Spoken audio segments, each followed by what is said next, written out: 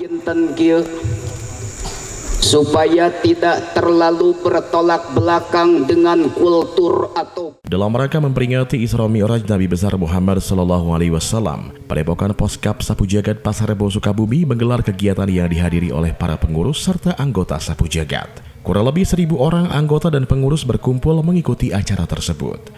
Tak hanya dari Sukabumi, acara tersebut juga dihadiri oleh para anggota Sapu Jagat yang berasal dari luar kota Sukabumi seperti Bogor, Bandung, Betawi, serta daerah lainnya. Ustadz Aziz, selaku pengurus Sapu Jagat berharap kegiatan ini bisa mempererat tali silaturahmi antar anggota serta pengurus Sapu Jagat yang ada. Mudah-mudahan dengan adanya acara ini kita dibarokahkan dunia, barokahkan akhirat, diselamatkan dunia, diselamatkan akhirat. Harapan saya untuk satu yang paling utama itu untuk menjaga tali silaturahmi dimanapun Ikhwan Sapu Jagat berada. Karena kita satu perguruan, satu ilmu di Sapu Jagat Indonesia terutama semuanya. Sama halnya dengan apa yang disampaikan oleh Boim yang merupakan Bendahara Umum Sapu Jagat Cianjur mengatakan bahwa kegiatan ini bertujuan untuk memperkuat rasa keimanan kita dalam menjalani kehidupan serta menegakkan kebaikan dan melawan kebatilan yang ada. Tujuannya adalah untuk mempertebal iman.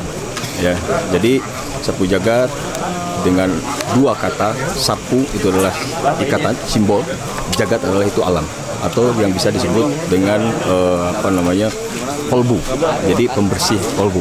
Dan dengan adanya cara seperti ini itu untuk menimba ilmu demi untuk tujuannya untuk mempertebal iman. Sebab kalau misalkan ilmu tanpa iman itu seperti lentera dipegang oleh bayi, dan iman tanpa ilmu itu seperti lentera dipegang oleh pencuri.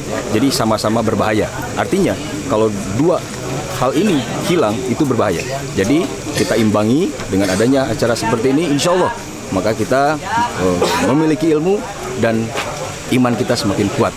Pesan saya tetap istiqomah dan terus berjuang dan lakukan amar ma'ruf nahi munkar.